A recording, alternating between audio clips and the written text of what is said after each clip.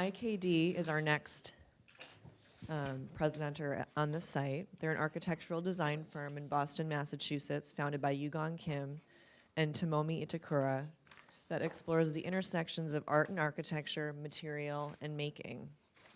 Their work aims to carefully craft and execute projects that elevate the human experience. Notable designs include exhibitions for the Isabella Stewart Gardner Museum in Boston, Massachusetts, the Davis Museum at Wellesley College, and the Boston Society of Architects. IKD was awarded the Core 77 Built Environment Award, as well as an honorable mention in Architects Magazine's 2016 R&D Awards. IKD recently completed the curation and design of Timber City, an exhibit at the National Building Museum in Washington, D.C. that advocates for a return to timber construction in our urban cores. Welcome, Yugon and Tomomi.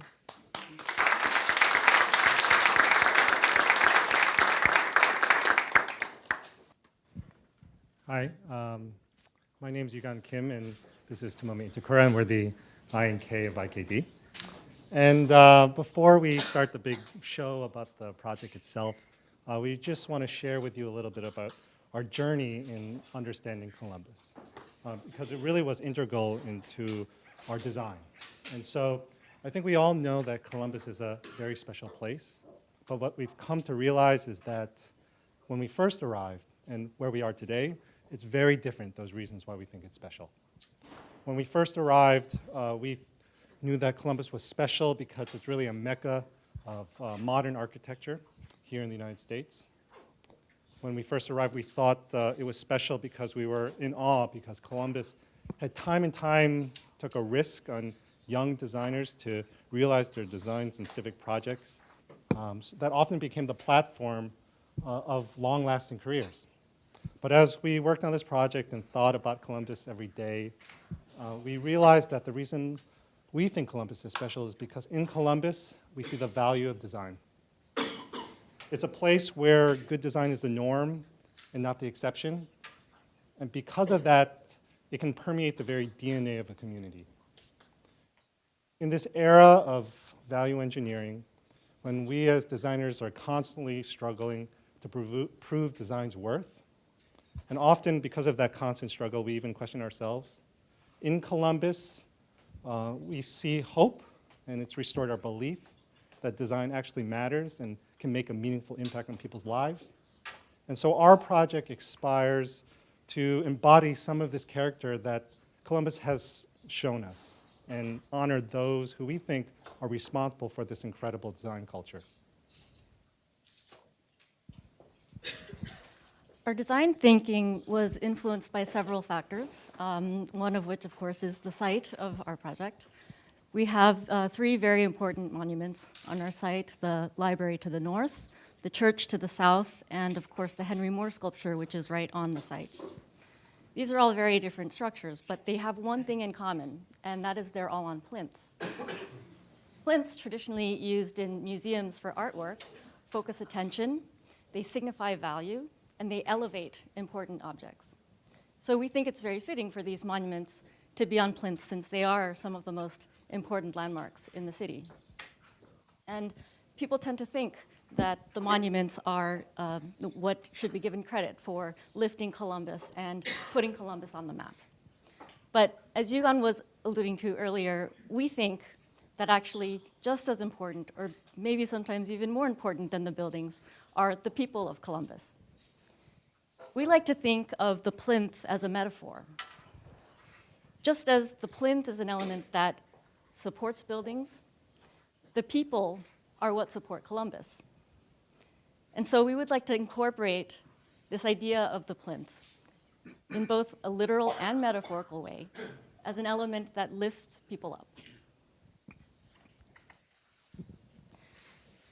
So another factor that influenced our design thinking has to do with J. Irwin Miller himself. We know that he was quite the visionary, and under his watch, many new and innovative things happened, and his home was no exception.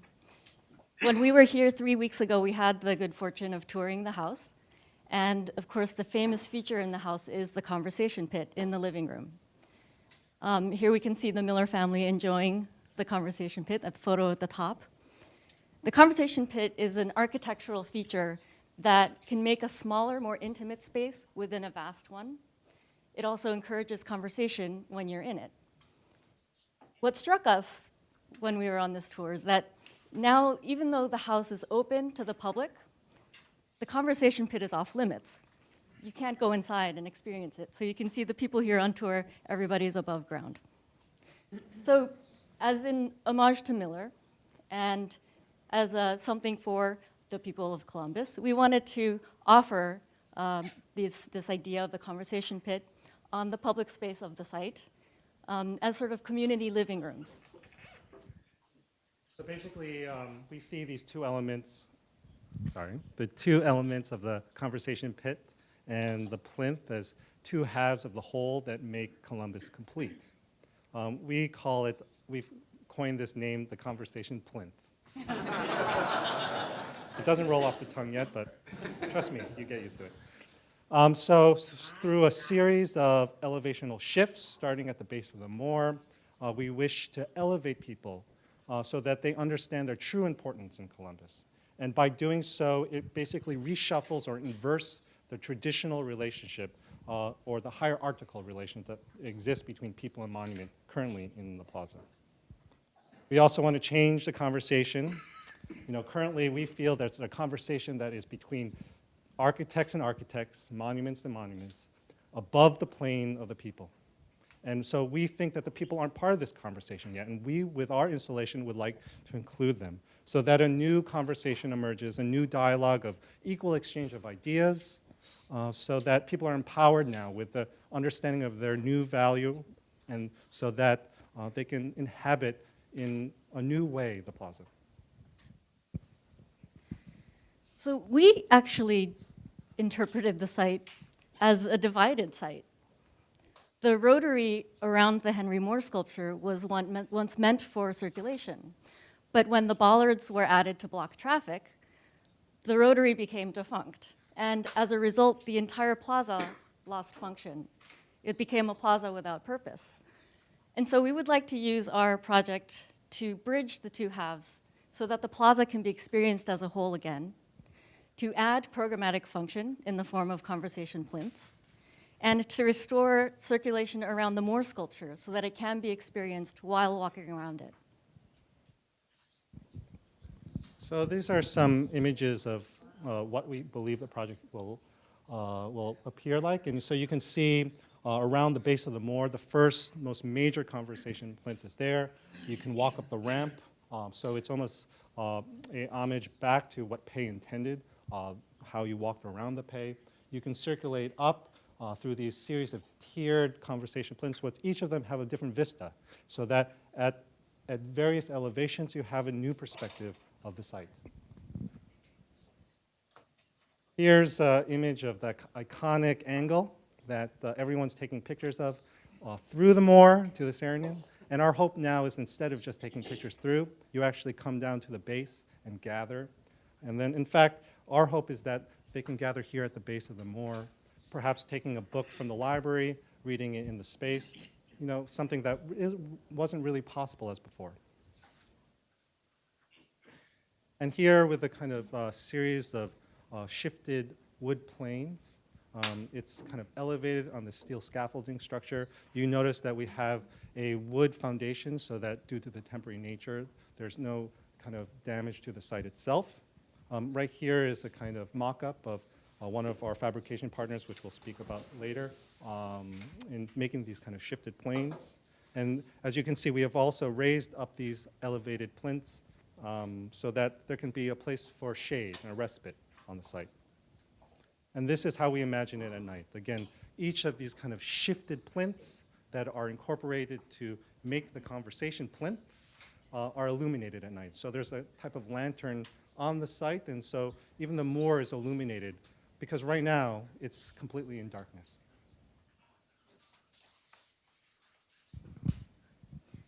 So as you could see from the renderings and from this mock-up here, the primary material that we are thinking about is wood.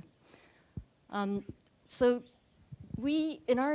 another factor that influenced our design thinking has to do with materiality and the relationship between design and industry. Let me explain. In Columbus, Irwin Miller, through his success in industry, brought design. Now we want to show that design can bring industry to Columbus.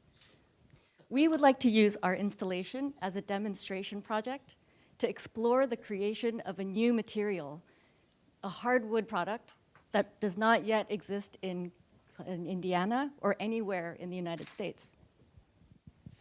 So many of you may already know, we are going through a timber renaissance in the United States.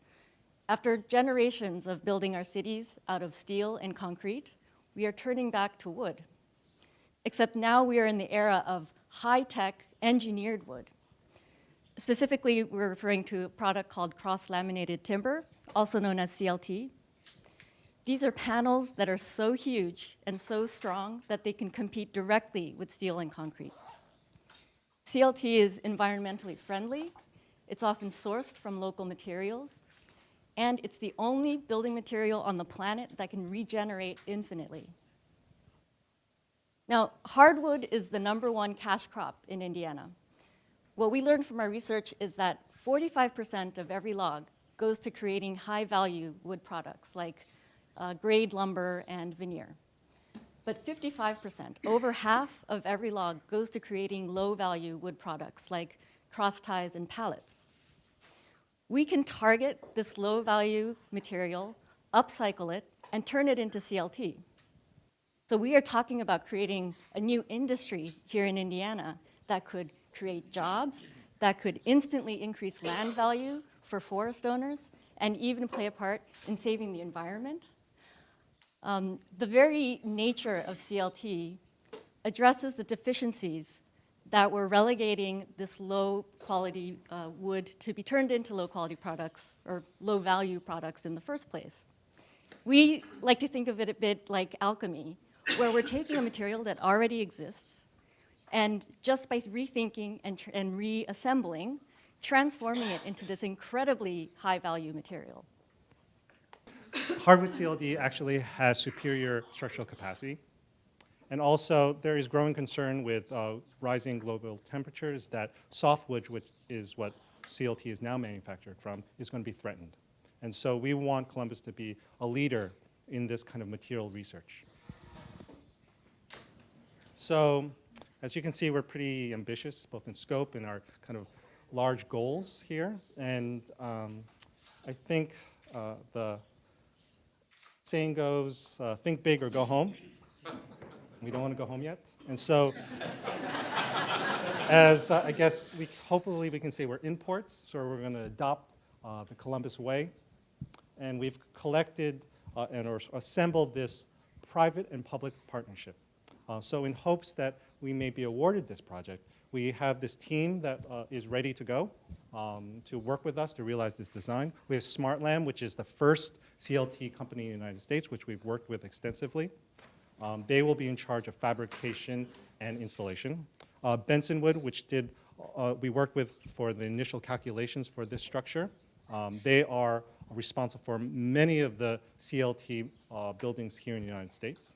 We've also worked with the Indiana Hardwood Lumber Association, who were instrumental in helping us develop the numbers and research to help us understand the potential of this new industry. And they will help with material procurement. And most importantly, the U.S. Forest Service, both the local and national chapter.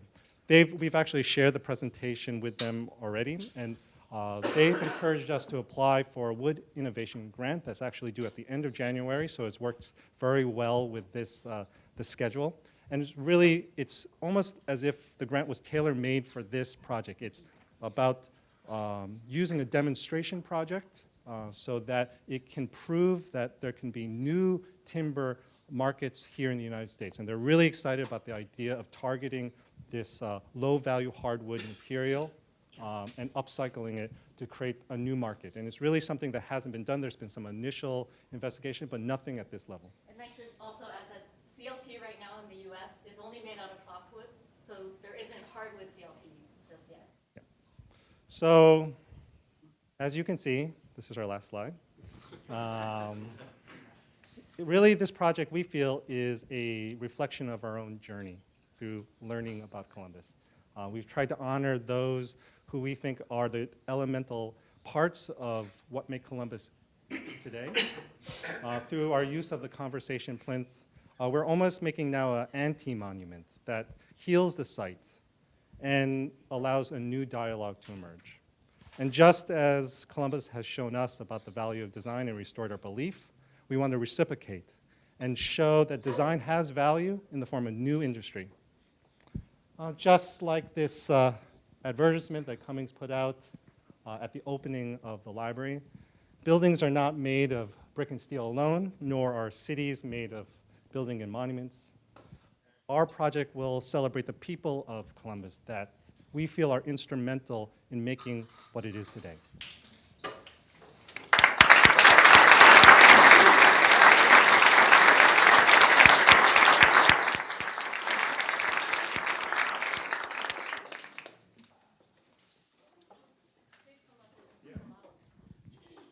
This question is not really to undermine the effort of the hardwood, the CLT.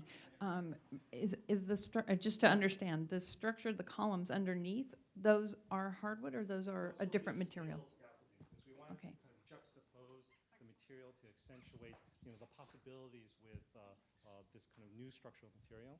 And to elevate the plinths. But also the span that we have on the bases of these conversation plinths are only possible really with a material like this that can span very, very long distances more than, it's not like a regular timber building, but it's a planar sort of it's very strong in all directions, and so it's a very high-tech kind of material. Mm-hmm. Mm-hmm. Do you have to seal? Do you have to seal the CLT? Well, I mean, for outdoor For weather, use, yes, yeah. you have to Yeah. put a kind of coating on it. Yeah. We've actually been experimenting with a lot of natural coatings like pine tar to create this kind of natural sealant that will make it kind of weatherproof in a way.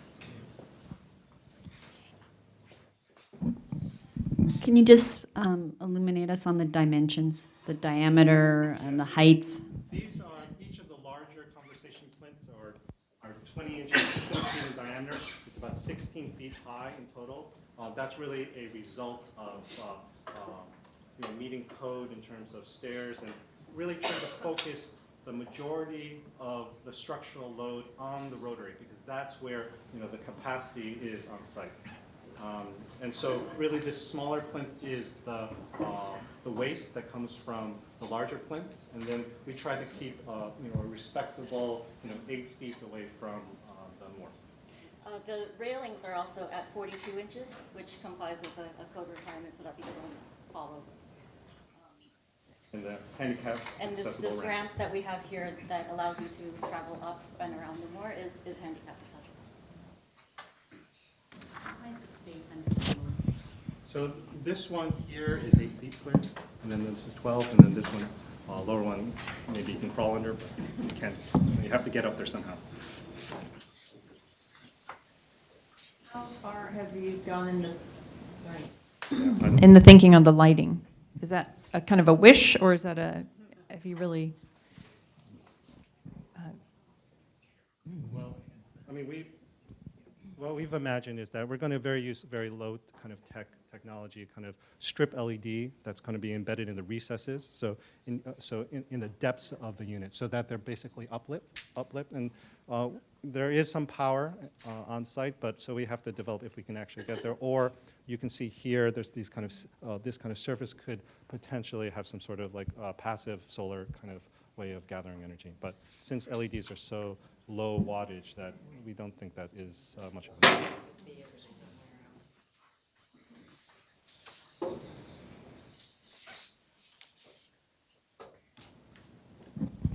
You were talking about a grant from the Timber Association, right? No, for the U.S. Forest Service. U.S. Forest Service. What would you use for that? Well, I think we need to use that to develop some of the ideas, because hardwood CLT is really on this forefront. And so we've actually engaged some academic timber labs to help us with the structural capacity testing, because each wood species is different. there's also kind of a mixed species blend that we want to use to assemble the product. And then also, it's just in terms of realizing design, we would use some of those funds for that. But so it would be targeted both for material research and using as a demonstration project, which is what the grant is about. I mean, what we imagine is that if not awarded the grant, we still will have this kind of direction, but it won't be 100% CLT. It will be a hybrid between CLT and plywood, but plywood with the veneer culture here in Indiana would be part of the research as well.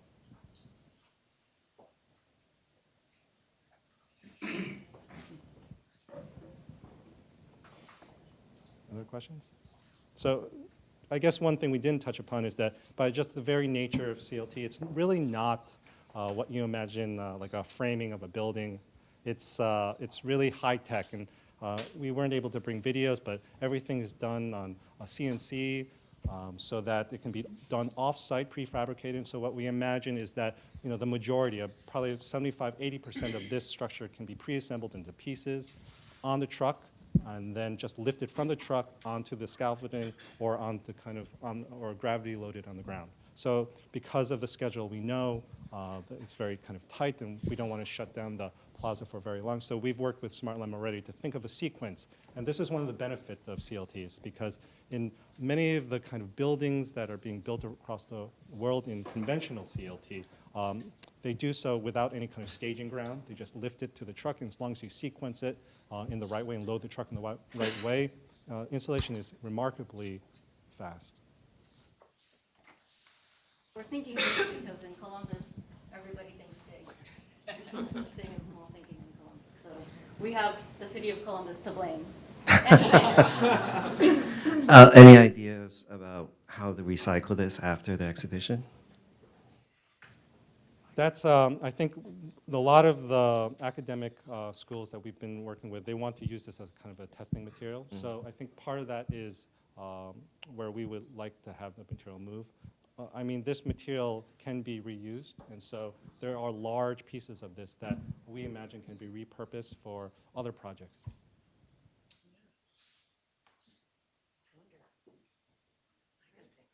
Great, thank you. Thank you.